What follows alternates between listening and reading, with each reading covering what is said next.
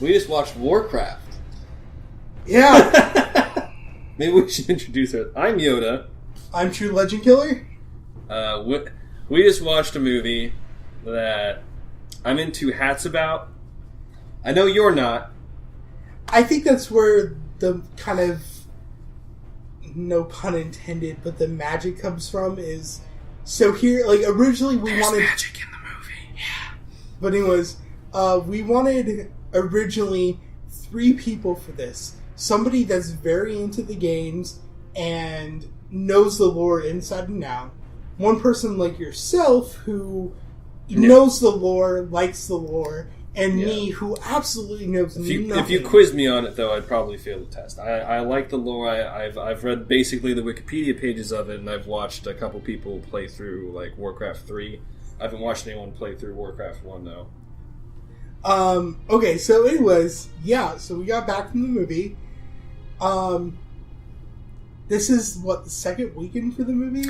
It just had its second weekend, and it had a 73% drop down to $6 million for its second weekend. Which is like BVS bad. Like, BVS wasn't that. BVS had a 60-something drop? That's what I thought, so this was even more. This was worse. And BVS started out with a pretty hefty opening weekend. This started out with like a 36 mil.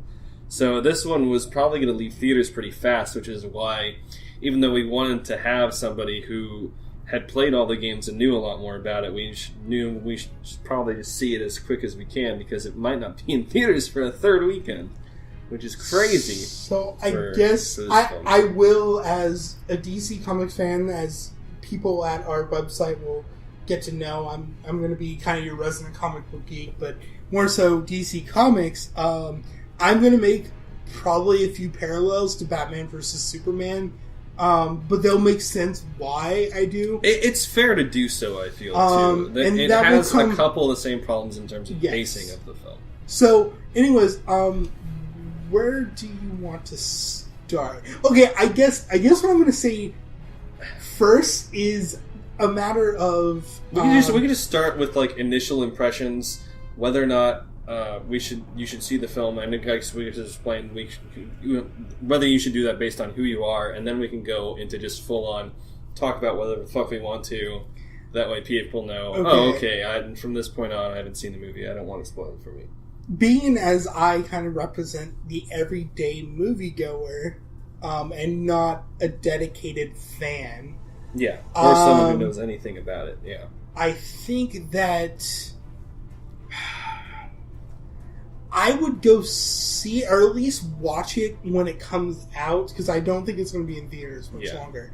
I think it's enjoyable enough. It has problems. But with that being said, the reason I say watch it is I'm an advocate for finally getting good video game movies. How do you feel about fantasy films, too? Because we don't get many of those at all. I love fantasy films, largely that is not Lord of the Rings, Hobbit territory. Because, again, we don't get a lot of fantasy films. I'm trying to think of the last ones we got. I think it was the Hobbit movies. Well, obviously. But, like, Harry Potter would fall in that category. I've never seen any of those. Okay, well, Harry Potter, I mean, I could list off fantasy films, but they're not necessarily recent. So, like, for me, like, my favorite fantasy film, probably of all time, that's not Lord of the Rings, is probably Labyrinth. Labyrinth, for me, is, like, one of my favorite movies. David Bowie is brilliant. Jennifer Connelly is brilliant.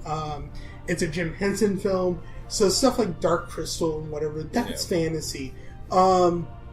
This was a decent fantasy film. It had problems that we will get into. But as I said, I would recommend people to see it, especially fans of our website who are mostly gamers, probably. Yeah, I imagine a lot of people who've played Warcraft would like this movie a lot more than someone than someone like you. So, but with that being said, I would definitely see this to support Hollywood and big companies to take the risk to make video game movies. Because recently we had 2 video game movies. We had Warcraft and we had Ratchet & Clank. And I know Ratchet & Clank didn't do well.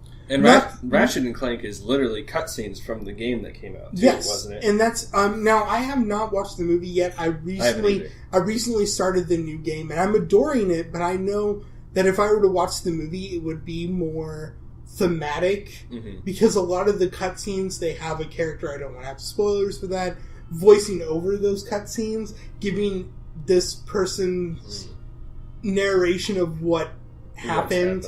So, like, I will eventually watch the movie, and I'm sure it'll be good, but it's not going to be that big budget break that is going to make Hollywood go, we need video game movies. Yeah. Warcraft, I feel like, if it does well enough overseas, and from what I understand, it's doing well in China, we have Assassin's Creed coming out, but I feel like video games are now stepping into that territory of being movies. I mean, you play The Last of Us. Yeah. You play Uncharted. I'm of the opinion that I feel like games are usually better than movies, and that it actually gets to literally engage you in a story. You get 500 plus hours in some games. It's just that it seems like most of the time when they try to make video game movies, they either try to tackle everything that's in the game into the film and not worry about making a film that works, or they completely ignore the game entirely and just make a completely crazy film that alienates both a general audience and a fan audience. Super Mario Brothers? I feel like most video game movies, though, fall into that latter category where they're not enough like the video game. I feel like this is the most opposite of that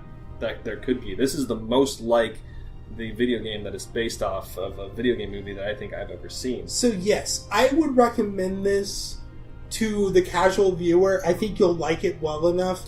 Did it get you interested in not to be punny, but in the world of Warcraft, not the game World of Warcraft, but did it make you want to see more stories of this fantasy world? Because as you were talking about, we want to see more fantasy films. Are you interested in this fantasy lore, in the fantasy?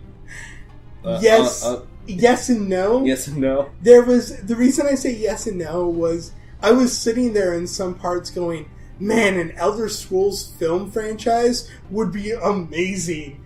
And that, I feel like there was aspects of that movie where I'm reminded of Elder Scrolls, because on the other end, I know Elder Scrolls a little bit. I've played Arena, I've played Morrowind, I've played the early I've games. only played Morrowind, Oblivion, and Skyrim. So you've done it since Oblivion. I mean, Bethesda took over, and that's fine. And I haven't played. I've only played WoW, and I've only played it for the 30 free days they give you when you buy the game. But I certainly felt like that was a far more unique fantasy world than what the Elder Scrolls or like Dragon Age offer, which are very, very traditional, very much Tolkien-influenced fantasy worlds that we see countless times. All the races fall into their respective lines, with maybe the exception of the Argonians. Whereas Warcraft, I feel like they really create their own little comical spin of it. And there's definitely a few bouts of comedy in this. A lot of the critics who are saying that this movie's just super dark and brooding and takes itself too seriously, that is bullshit. Batman vs. Superman was so much darker than this movie. Oh yeah. I would recommend it. But don't go into it thinking it's going to be the be-all, end-all of fantasy films. It's not. It's no Lord of the Rings. No. No, it's not. So switch over quickly to, would you recommend it? To a casual moviegoer, actually, no. Okay. Actually, no. Even though I definitely like the film more than you did overall, I think. I'm only really going to recommend this to people who've played either Warcraft 1, 2, or 3, or WoW at all. You'll probably get some enjoyment out of it. Even Hearthstone, if you've played that, there's things in this that you'll like. But with that being said, World of Warcraft has, how many million players? I mean, right now, not many. Seriously? They're dipping pretty low right now. The last time I saw a commercial for World of Warcraft, they said, 2 million users, maybe? That was a long time ago. Probably. Their top numbers were around 14. 1,000? Million. Oh. Million. Right now they're probably sitting around 3 or 4. And that means that Final Fantasy XIV is catching up to them. Okay. And that makes sense. Final Fantasy is more popular overseas than it is here. Mm-mm. Really? Okay. They just did some interviews with people in Japan, and they were basically like, have you ever played Final Fantasy? And 1 out of 20 people had said yes. That surprises me. Right, me too. I was really shocked by it. That surprises me. Anyways, so So you recommend it for the fans. I recommend it for... Okay, I think the reason I recommend it for the casual viewer is, again, we don't get many fantasy films. That is true. But see, that's not just the casual viewer. Then, if you are a fan of fantasy and you like reading fantasy novels and stuff like that, and you may not know anything about WoW or Warcraft, and you go, well, I do like fantasy things, and this I think is a pretty good gateway into a new world for you to explore. Maybe not to play the games, but maybe you'll go, that character seems like he's important. I had no desire at the end of this to be like, I need a subscription to WoW. I'm sure that's what Blizzard was hoping for, and I'm kind of glad that didn't work. No, I had no desire. I was not...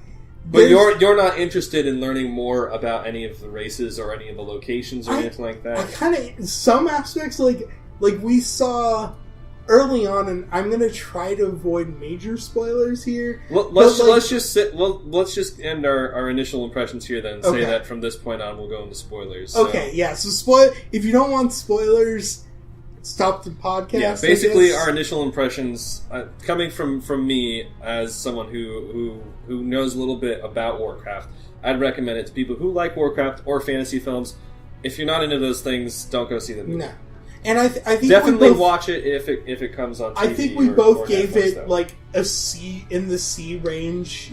Of a film. Like, I mean, if you ask me as a cinephile, as someone who's going to look at a film and just dissect it for what it is, and look at the acts and how they work, a C I feel like is appropriate in that mindset.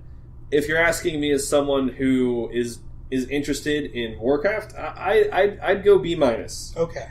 I'd go B-. I'd say it's a little bit above average. I think I give it a solid C. Ungraciously, because there are some glaring errors that we're going to get into. That, at least from a filmmaking standpoint, there are glaring errors that drop it to a C- for me, if not a high D. That's fair. That is totally fair. But being gracious, as I am a fan of the fantasy genre, we don't have many fantasy films. I am a fan of video games making the Final Leap 2 movies, and they need our support. They really do. That's why I give it a solid C. Yeah. Alright, so then moving on to spoilers. The thing we both really fucking hated because it was super fucking bad. Why the fuck does Corona? Okay, so this is my error. So one of the glaring mistakes, at least to me in this film, is the manner of which they fly through names. They say names like, unless they're the major characters, they say names like maybe once, and then the names are so exotic. I told this to you in the car on the way here that basically, for people who know Warcraft, you're like, all right, yeah, I know who all these people are. That's great. But for people like you, you're like, the fuck's going? It needed a Star Wars crawl. It needed like a precursor, like in the year. Yeah. God knows what the fuck ever. Yeah. These people did this, and this is what's gonna happen. There is a female orc, and we're still debating her name. I'm pretty sure it's Corona. He's gonna look it up. But for me, the whole film, and I kid you not, I thought her name was Corona. And I'm just like, well, that's an interesting name. And then halfway through it, I'm like, man, I could really use a Corona at this point. You know? It's Garona. It's Garona. It's Corona with a G. Okay. Well, you can see where I make the error. Yes. And it's a hilarious error. So, but anyways, the biggest... It's a good thing they didn't fucking refer to her as her last name. Halforson. Halforson? Halforson. Hal forcing himself on Garona. Yeah. Hal Forson really needed a Corona. Really, her last name should be Lothar forcing himself on Corona. Oh my... Most out of the blue love fucking story. Yeah, so that was the biggest error. And we're going to get into... we're going to get into other errors, because there are other errors. Yeah. I've heard a lot of arguments, and here's the first thing that... I'll get into Batman versus Superman. And I will defend that movie. Yes, there's mistakes aplenty. I would rank it around the same as this. I think it's good if you're a DC fan, and it's okay. See, I give it if a you're B normal. minus, maybe a C plus, but like so it's around the average, same. Yeah. But like with that being okay. said, I heard a lot of casual viewers, and now for me, I grew up with Superman. I grew up with Lois Lane. But in the movie, a lot of people were saying like the relationship was forced. I didn't feel it was. I didn't feel that was forced but at with all. that being said, like this romance in this maybe film, in Man of Steel, I could see how you can maybe think that it's forced. But even then, it felt pretty okay. But the whole kissing scene during the 9/11, when everything's 9/11 at the end, it was kind of like okay. I mean, that has to happen, I guess. But anyways, so. We're going to call this the third act of the film. Corona. It's basically It's basically what starts the third act. Like she's talking to Medivh. Medivh, who for those who don't know, is like the head warlock in this world. They call him the Guardian. He's the last Guardian. Yeah, and not to be confused with the film with that same name. No. But anyway, so she's speaking to Medivh, and Medivh hints that maybe he's actually her father. That's the hint I got. My brain like shut off as soon as Medivh started talking about love shit and how she had feelings for somebody. My brain just went poop. Who is Lothar? Lothar. That's the main human character. Okay, so. He hints that, you're obviously... True's going to have some trouble with the names. Yeah, so sorry about that in advance. For the longest time, I thought the main orc's name was D'Artagnan. Duratan, it's pretty close. Not as close as Corona, but pretty close. No. I think I just needed a drink throughout this movie. It would have been a bit better if we tried. Probably. But with that being said, so he hints that, she wants to take this human as her mate because he's a strong individual. And then she's like, oh my god, you're totally right. I totally did. Basically, that is what happens. You see it in her eyes. Oh, yeah. It's awful. It's as bad as the forced love triangle. I know you haven't seen The Hobbit, but the forced love triangle between fucking Legolas and what's-her-face, Evangeline Lilly, and the dwarf who dies. Spoilers. No, I'm joking. Thorin? Yeah. Oh, yeah, that is weird. Oh, no, not Thorin. He's the king, right? Yeah. There's another... Crippen? I don't fucking know. Anyways, all short people. So there's this whole, you love him, and alluding to maybe he's her father. That's the impression I got. I never heard that at all, but I also wasn't paying much attention because I was just groaning the whole time. He was talking about how, in the past he had visited exotic lands and fell in love with a woman, and she was a strong individual. And I got the impression that he fell in love with their mother, and they made her the half-orc.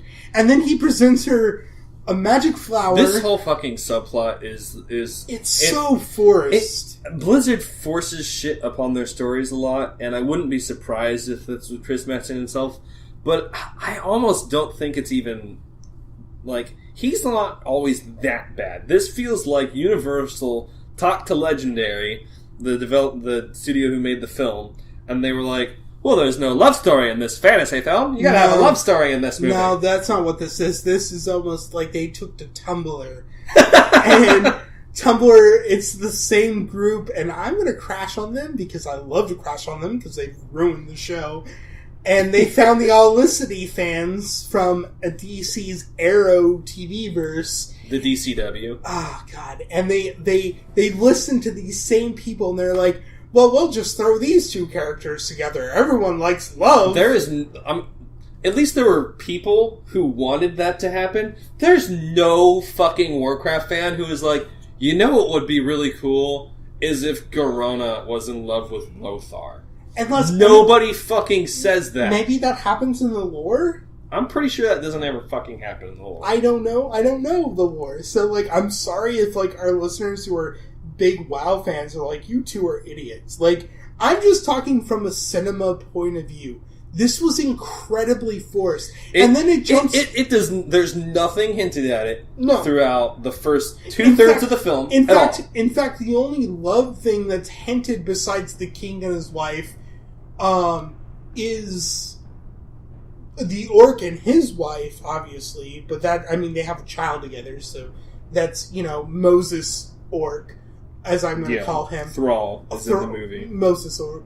But we'll talk about that later. The only other Looking love through thing... her Wowpedia, she definitely never has a relationship with Lothar. Okay. So, but anyways, the only other hint is maybe the young wizard who I liked. Khadgar was attracted to her, and if that were to happen, but she basically says flat out... That was played more as a comical relief thing, and I thought that was funny. I actually liked that scene. It feels... That was cut weird, and we'll get to that. It was cut weird, yeah. We'll get to that. Like, a lot of the film definitely feels cut weird. Apparently there's a lot of footage missing from this film, and you can tell when you watch Batman v Superman that there is cut footage.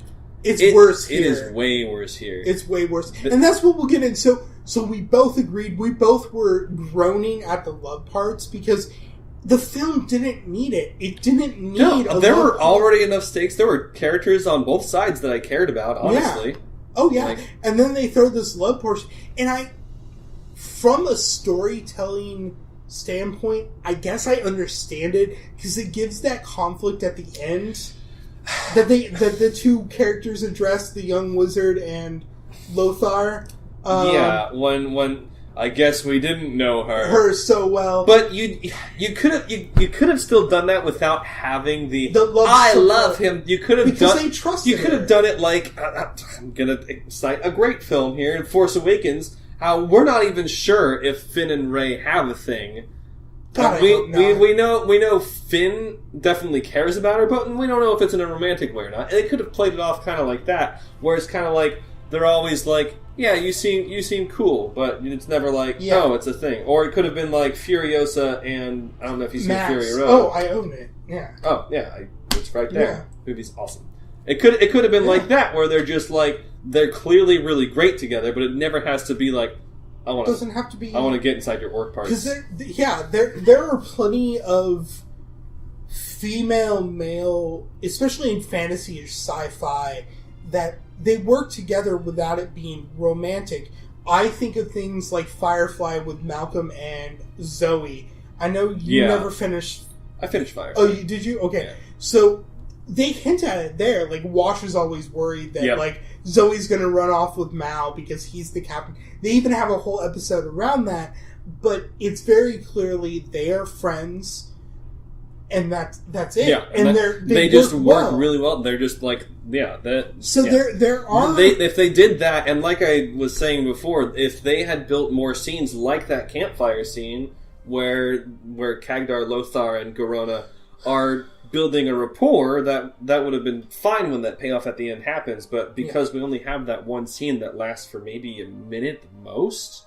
Actually, that scene went on for a little longer. About 5 minutes, I would say. I don't know if it's that long, but it's definitely longer than the 5-second scenes that happen in this movie. No, but like so I think we've talked enough about the love. So love subplot between half orc and human was horrible. And I'm sorry in advance if, like, this does happen in the lore and we're upsetting people, but, like... I don't care. From a filmmaking standpoint, it was rushed, it was out of nowhere, and didn't need to be there. They could have just been friends. And there's nothing wrong with being just friends. No, there's not. And that still would have been cool when she does betray the alliance at the end. We say in... quotations because to the alliance she does, but the only person who knows is Custard. He's dead. Yeah. Who's dead? Custard's last stand. I don't remember what the king's fucking name is, but it's the guy who plays Preacher, so we'll just call him Preacher Custard. Yeah. Yeah, but anyways, so the biggest glaring point of this movie, I thought, was number one. I was so engaged in this film in the first 2 acts. Like, I was so that's really cool and really surprising as someone who knows nothing about it, especially since they just throw you to the fucking sharks. They do, and it starts almost in the middle of shit. Like, but I was so engaged. I was like, wow, this is really cool. I really like the introduction of the orcs, and the cinematography was okay. That is excellent. one thing. If there is one thing that this movie has in abundance, it's beautiful. There is nothing that looks bad except for the golem. Medivh turns into a fucking fell demon at the end, and it looks like shit. It looks really... Actually, the makeup on him when he's like half fell demon... That looked good, I thought. Oh, I thought that looked like poo. No, I thought him with the practical effects looked good, but when he turned into the fell demon, I guess is what you call it. I was surprised by how many... I thought from the sound of all the critics and shit, it sounded like this was like another Star Wars prequel thing, like just a bunch of actors on fucking green screen sets with nothing to look at. There were so many great sets that were clearly constructed in there. Stormwind looked amazing. The Alliance Kingdom, Stormwind, like it looked really, really good. On a technical level, the game just... Or not the game. The movie worked really well on most technical points, I would say. Though the one I would allude from that is editing. Okay, yeah. So what I was saying, I'm sorry, I went to get a drink of water, but visually the movie is beautiful except for the two glaring things, which comes at the end of the movie. Most things are practical effects except for the orcs, but the orcs are so well done. Yeah, and the choreography in the fight scenes or an interaction between them and the humans was good. That final I never once thought, oh, that's not there. It was like Golem from Two Towers. It was just like they're just interacting with something. That final fight scene between Lothar and the... I can't remember his name. Fell Orc? I'm going to call him Fell Orc. Yeah, the Fell Orc. Because he gets mutated by the Fell. Yeah, he was... But like that final fight was just so cool. Although it took forever because they zoomed in on Lothar's face, and I don't know what he was thinking other than... Oh, Jesus, I'm he fucking started dead. to smile? No, he started to smile. Well, I think he knew that he was smarter than him. Because they had that line at the beginning when he talks about how, that they're stronger, don't take them with strength, be smarter. Yeah, so that final fight was really cool, but it was over really quick, but I was so satisfied by it. And then he looks around to the other orcs and is like, you want to go? And none of them do. Well, I mean, you don't know the lore, but I can't remember what it's called. They say it a couple times in the film. For the honor fight. Mogart Tor or something like that. It's basically a battle that orcs agree to. They're not supposed to use weapons. I think they gave him a weapon because he's a fucking human. There's no fucking way you could beat him in hand-to-hand combat. Yeah. But the fight between Gul'dan and Duratan, they're not supposed to use magic or weapons at all. They're just supposed to beat each other to death, and one of them's supposed to come on top. That's why everyone was like, Gul'dan, you fucking cheated. You fucking broke our code of honor. Yeah, well, yeah, because he just fucking killed 3 of them right away. He was like, "You gonna fucking dare defy me? I could rip all the Fel from all you fuckers." I'm gonna also, not to get off on a big tangent here. I think the reason I started to like most of the orcs somewhat was I found a lot of parallels between the orc ideal and the Klingon ideal from Star Trek. I never even put that together, but when I think about it more, I really feel like Blizzard kind of based a lot of the mythology of the orcs in all of Warcraft kind of off how the Klingons work. Because the Klingons are, especially not the original series, mind you. I'm talking from Next Generation on, when they basically rebooted the Klingons. Yeah. Klingons were all mostly about honor. Yeah. I mean, there was a lot of corruption within the Klingon Empire, but it was all about honor, especially with Worf. Worf reminded me very much of Duratan. Yeah. And maybe that's why I like Duratan so much, is I viewed him as Worf. And I mean, his motion capture performance and the voice acting, as well as the animation, all came together really, really well to make a really strong character. He looks so real. Oh yeah, no, I literally lost myself in the film visually. I never once thought I was looking at something fake. But it was... Everything felt really grounded. So, like, I'm sorry, we got off on that Star Trek tangent, and I do that a lot because I'm a Trekkie. But, so, back to what we were saying. So, the biggest blaring error of this movie is editing. And we've seen this a lot recently with films, and it seems to be a popular thing now. The biggest one, and I go back to it again, is Batman vs. Superman. Now, I like the movie, and we're now getting the unedited, better edited cut, I should say, that adds like 35 minutes. Because, that film was paced, I think, a little too fast. It kind of flew by, and it felt like scenes were giving us time. This film had that, but it also had some scenes where I was like, okay, I get it. I'm falling asleep here. Yeah, with that being said, like, I felt this film, unlike Batman vs. Superman, that seemed to fly through. I just wanted Batman vs. Superman to slow down. Yeah, and see more. Yeah, like, and maybe that's because I'm such a huge DC Comics fan. I don't know. But with that being said, this film, I really felt like the length was good enough, but I could tell there was stuff going on. Yeah. Like, stuff was missing. And that's the biggest... Again, we're getting sort of sidetracked. I'm sorry about that. The biggest problem is there are areas in this film where they cut away. And, like, it looks like instantly, right when a character's supposed to talk. There was literally a scene where I think it was after the great scene that Duratan and Doomhammer have on the cliff, where they talk about how it's nice to see trees again, how it's awful that Gul'dan is doing the same thing to this world that he did to our old world, and how we need to stop him. And then they cut, I think, to the scene with Garona and Lothar, where they cut...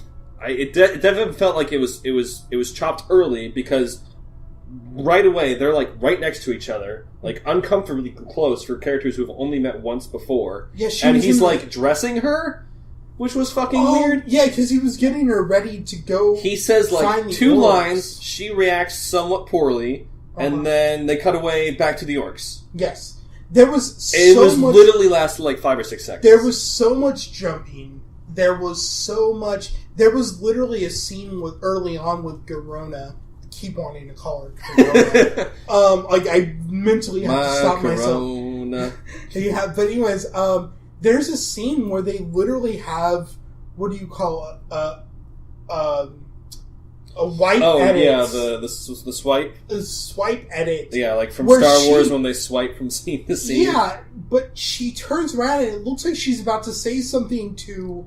Well, yeah, because someone had just given a retort, and she like turns quickly, and it's like, all right, let's hear what she's gonna say. So this is gonna be a cool moment here, and it just swipes away. And I was just like, the scene felt a lot of scenes felt incomplete. And with that being said, just through the second act, I think the first act. The second act a little bit too had a lot of jumping around. Yeah, there was a lot. The first act, I even though it does just throw you right in with the fucking sharks and just says, get it or die. I think it is paced pretty well, and then the second act they're just like, whoa, where do we go here? Yeah. And then the third act, it gets really bad with the forced love and... Yeah, no, but so biggest glaring error I feel for this film is editing. And from what I understand from you, apparently they edited over 40 minutes out of this film. Yeah. That's not to say, like if more of it is like the love scenes, then I'm kind of glad it's gone, but I feel like a lot of it's probably worth having. Another subplot that was really bad that we could probably talk about for too long, but we won't because we've already been going for almost 30 minutes here, was Lothar and his son. Because that relationship was supposed to have a big payoff with that final battle at the end.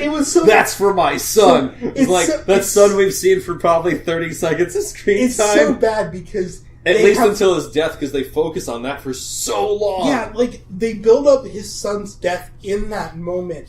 But before that moment, we literally have one very short scene and one, 5-minute scene between him and his son, where it's just, his son comes back from, a scouting mission, and is wounded. He has like a cut on his head, and they have kind of a father-son moment, but it's not really. It's not sweet. enough. It's not enough. It basically, and I turned to Cody in the film, and I do apologize because I did this a lot through the film because I don't know the lore, so I was making jokes. Even for someone who knew the lore and knew what was going to happen, like I knew Duratan was going to die in this movie. Yeah, that still didn't really have much emotional impact. But it was I definitely felt like his wife's death was the most emotionally impacting death. Oh of the whole film. But we'll get to that. So but the thing with his son was like, I even turned to Cody and I'm sorry, Yoda. I'm Cody. Yeah, I'm George. Try to find me. There's so many of us. Well, there's not many Georges, but I'm sure there's a lot of Georges. Yeah, I'm the Prince of Wales. Whatever. Anyways, so they where was it? With the father and son, like, I even turned to you and I said, they look more like brothers than they do father and son, because they cast them relatively close age. The son was probably at most 18 years old, and the father was maybe late 30s, early 40s. So, like, I guess logically that makes sense. I think it was like, maybe bad casting. But, okay, but it was... Also, the son was not a very good actor. Not that he was bad. It was just honestly, I feel like the only two good human performances from the human side were Lothar and Medivh. Somewhat. Garona, I'd say, had a pretty. Garona was not human. She's half human. She's half human. She had a half human performance too. So, I mean, she was the only orc. My biggest problem with her performance is that she spends a lot of the time standing in just like a standing pose. Yes. You can't see me, viewers, but I'll show a picture of someone just standing normally. I'm sure you can find a picture of her. You'll probably even see it in the trailers. Like, Lothar always has like a stance. He has like a Lotharish thing that he would do to like add to his character, because that's what you do as an actor. And she literally just stands there in every scene. She's just standing. With that being said, in that respect, it felt like it reminded me of video game characters, that they each kind of had their own stance, because especially in RPG elements, characters that stand around during talking scenes always stand a certain way. And I thought that was kind of funny, because like, especially in the one scene where Lothar is locked in the cell and the guard is there, the guard looks so NPC that was hilarious. It was funny. It was so funny. Okay, that scene was great too, because they polymorph him and they turn him into a sheep. And Kagdar's just like, sorry. But anyways, so the other thing that bothered me, but not on a huge level, was Bible symbolism. Now, I know this is big in fantasy. Dude, you don't even know how bad it gets. With that being said, like, it's clearly like the baby who turns out to be some big deal, obviously,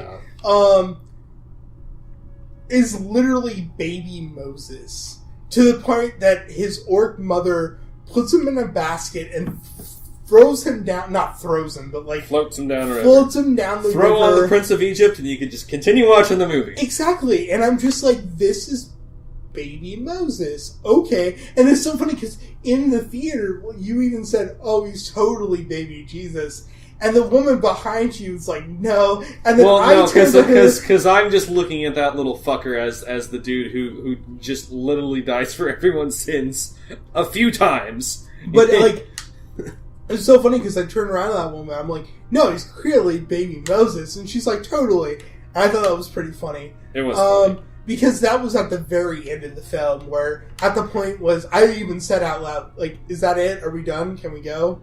Like, yeah, and they cut to the end. They cut to it, but like, besides that, I mean, there was still a lot working for this movie. I just wanted more of what was working. So they introduced the dwarves really early on, and then we don't see them again until the very end. Yeah, which is a bummer. Because they totally could have been in the battle, even though they weren't in the games. It would have been cool to see them. Because, the first human we see is him hanging out with a bunch of dwarves. Yeah, Lothar hanging out, getting a gun for the first time. Yeah. A boomstick. They literally call it a boomstick, and that's hilarious. And then my big thing, too, is, like, the main villain of the film gets away at the end. And, like, clearly they set it up for another one, obviously. Yeah. It was just the way he got away felt convenient. Yeah, it was literally, she was allowing him to get away. Like, go on to fight another day. Like, if you turn on us... Well, he's still the leader of the Horde, too. Yeah, that makes sense. If he had attacked Lothar, the Horde probably would have turned on him and ripped him.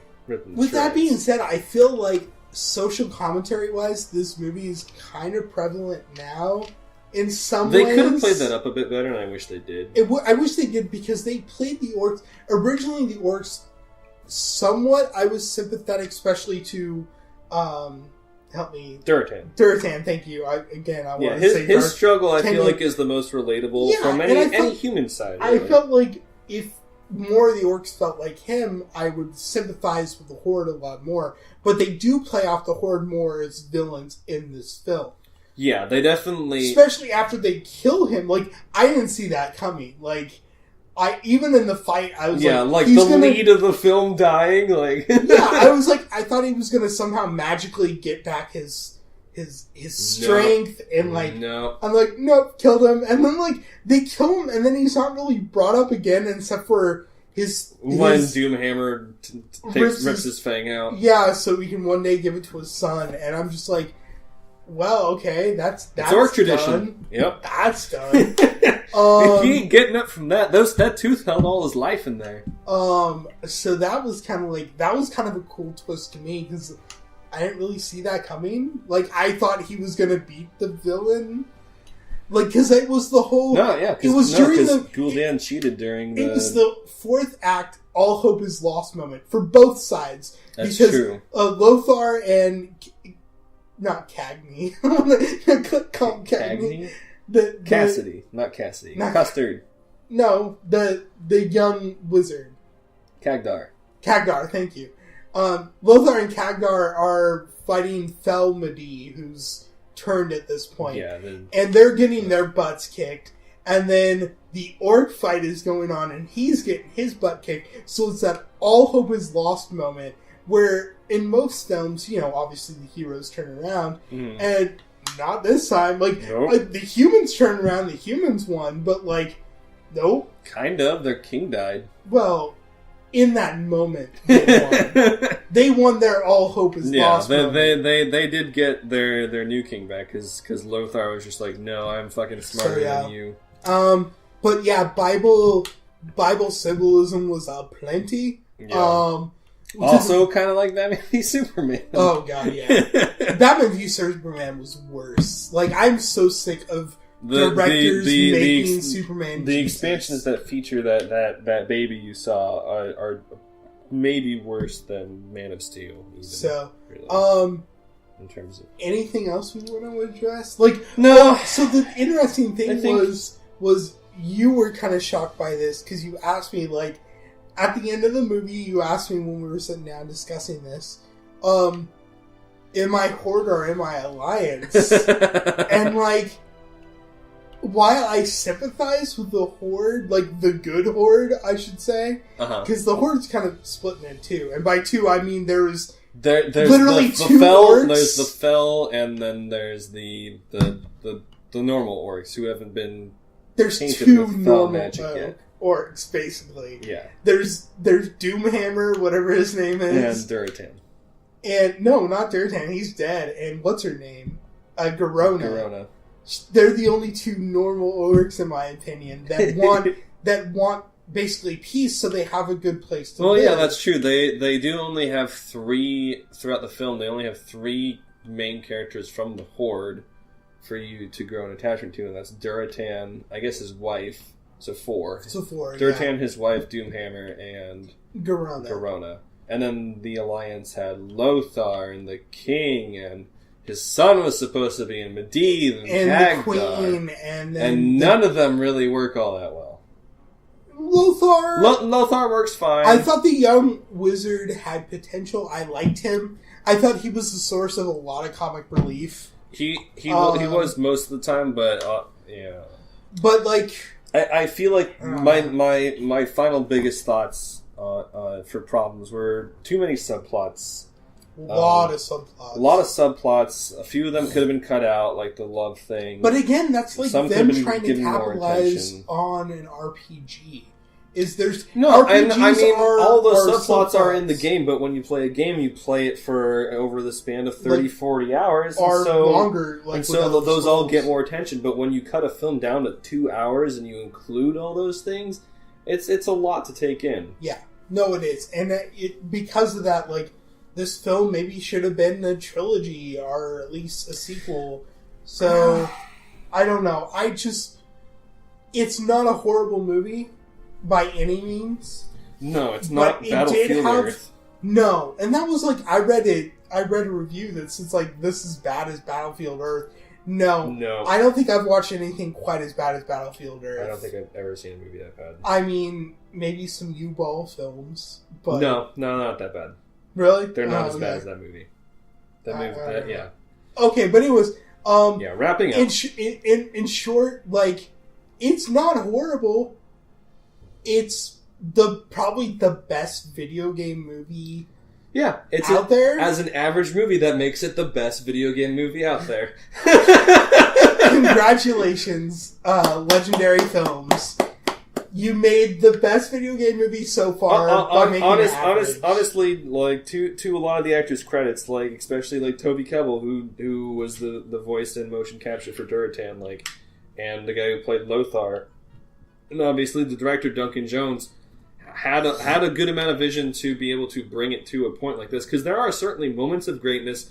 There seems to be a lot of lost opportunity in this movie. Maybe it will be expanded upon a director's cut. Even with, and I'm sure it'll get a director's cut. It might be like Daredevil, where they like totally just completely cut around the whole love story thing and add in a better subplot that actually makes the film good. But with that being said, like, even like some of the what I'm going to call side characters have shining moments. I thought Lothar's sister, who is the queen, had a few really shining moments where I'm like, she has a scene early on where she's trying to be nice to Garona by bringing her a drink and a blanket for the night while she's in a cell, and basically talking to her what the difference of honor between orcs and humans. And I thought that scene was really good. In fact, I wanted it to be a little bit longer. That was another scene that felt like it was kind of short. Yeah, and I'm just like, that...